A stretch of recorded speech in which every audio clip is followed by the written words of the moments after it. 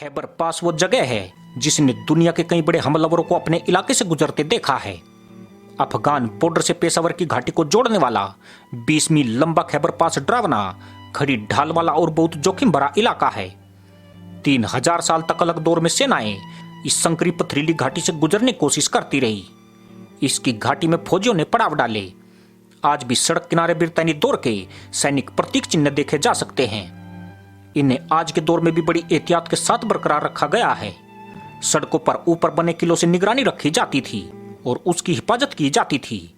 ऊपर चट्टानों पर बैठे हथियारबंद पश्तून कबायली यहां से गुजरने वाले सैनिकों पर अचूक निशाना लगा सकते थे। उनके हाथों में लंबी बैरल वाली बंदूक या फिर फ्लिंट लॉक राइफलें हुआ करती थी। अब इन घुमावदार रास्तों से ट्रक गुजरते हैं। उन पर अफगानिस्तान के कृषि उत्पाद होते हैं। कई बार लोग इन ट्रक वालों से लिफ्ट ले लेते हैं। इन रास्तों से तस्करी का सामान भी गुजरता है। खैबर पास का रास्ता तोरखम पर आकर खत्म हो जाता है। ये पाकिस्तान से लगने वाली अफगानिस्तान की सबसे व्यस्त सीमा चौकी है। कई साल पहले पाकिस्तानी सरकार ने इस सीमा चौकी का पूरी तरह से कायापलट कर दिया था। अब यहां इंतजार कर रही भीड़ पर पहले से कहीं बेहतर नजर रखी जा सकती है और उनका अच्छे से इंतजाम किया जा सकता है। लेकिन इस सीमा चौकी पर इन दिनों डर और अफरा तफरी का माहौल है। तालिबान से बचने के लिए लोग अफगानिस्तान छोड़कर इस सीमा चौकी के रास्ते पाकिस्तान पहुंचने की कोशिश कर रहे हैं। इन्हें पाकिस्तान की तरफ से भी देखा जा सकता है। दिन की झुलसाती गर्मी में सरहद के उस पार बड़ी भीड़ इकट्ठा है। हाथ उठाकर दस्तावेज लहराते इस पार आने की इजाजत मांगने के लिए मिन्नत करते लोग देखे जा सकते हैं।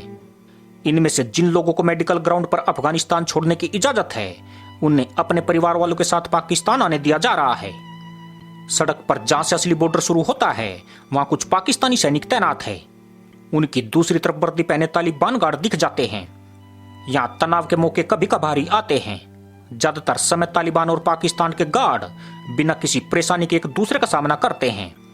हालांकि तालिबान के आने के बाद अभी दोस्ती जैसी कोई बात नहीं दिखाई देती है। लेकिन बहुत से अफगान तालिबान की कामयाबी के लिए पाकिस्तान को जिम्मेदार ठहराते हैं। उनका यह साफ तौर पर मानना रहा है कि चरमपंथियों को पाकिस्तान ने, खासकर उसकी बदनाम खुफिया एजेंसी आईएसआई ने तैयार किया है। साल 2018 में इमरान खान के प्रधानमंत्री बनने के बाद पाकिस्तान और तालिबान के रिश्ते अच्छे नहीं रहे हैं और तालिबान पर उसका असर काफी कम हुआ है। कई देशों की सरकारें फिलहाल तालिबान से संबंध स्थापित करने के लिए स्पष्ट रूप से सकुचा रही है। इस चरमपंथी गुट के सऊदी अरब और खाड़ी के अन्य देशों से संबंध रहे हैं। हालांकि वे उतने करीबी नहीं कहे जा सकते हैं। जिस एक देश के साथ तालिबान का रिश्ता सबसे नजदीकी वाला कहा जा सकता है तो वो चीन है, जिसने तालिबान को लेकर जरा सा भी संकोच नहीं दिखाया। जिस तरह से आम अफगान लोग देश छोड़ने की कोशिश कर रहे हैं, ये तय है कि अफगानिस्तान की अर्थव्यवस्था धराशायी होने जा रही है। साल 1996 से 2001 के बीच तालिबान जब सत्ता में थे तब भी ऐसा ही हुआ था। ऐसे हालात में अफगानिस्तान की गाड़ी को पटरी पर रखने के लिए उसे चीन की आर्थिक मदद की जरूरत पड़ेगी। इसका मतलब यह होगा कि तालिबान की नीतियों पर चीन का खासा असर होने जा रहा है। ये बात पक्के तौर पर कही जा सकती है कि चीन अपनी मुस्लिम आबादी और वीगर लोगों के साथ किस तरह का बर्ताव करता है। तालिबान उसे इन मुद्दों पर चुनौती नहीं देगा। पिछले 20 साल तक अफगानिस्तान की मदद करने वाले अमेरिका, ब्रिटेन, जर्मनी, फ्रांस और दूसरे देशों के लिए तालिबान का सत्ता में आना दुर्भाग्यपूर्ण साबित हुआ है।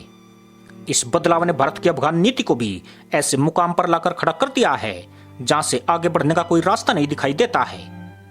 भारत ने अफगानिस्तान में काफी निवेश कर रखा है। हामिद करजई और अशरफ गनी की सरकार पर भारत का अच्छा प्रभाव रहा था। दोनों ही नेताओं ने पाकिस्तान को साधने के लिए भारत का सहारा लिया था। लेकिन अब यह सब कुछ खत्म हो गया है। पिछली बार तालिबान जब सत्ता में थे तो अंतर्राष्ट्रीय ताकतों का रवैया उसे लेकर अछूत की तरह था। अफगानिस्तान की अर्थव्यवस्था उस हालत में पहुंच गई थी कि उसके पास तेल खरीदने के लिए भी पैसे नहीं थे। सड़कों पर जो मुट्ठी भर गाड़ियां रह गई थी वो भी खड़ी हो गई थी। ज्यादातर लोग जनरेटर का खर्च नहीं उठा सकते थे और बिजली की समस्या पूरे देश में थी। सड़कों पर अंधेरा रात में खामोशी का मंजर था।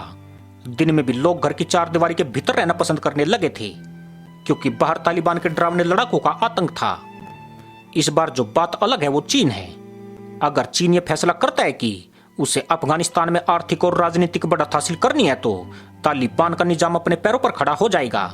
अगर चीन ये फैसला नहीं करता है तो तालिबान की सरकार में अफगान लोग अपने हाल पर रहेंगे।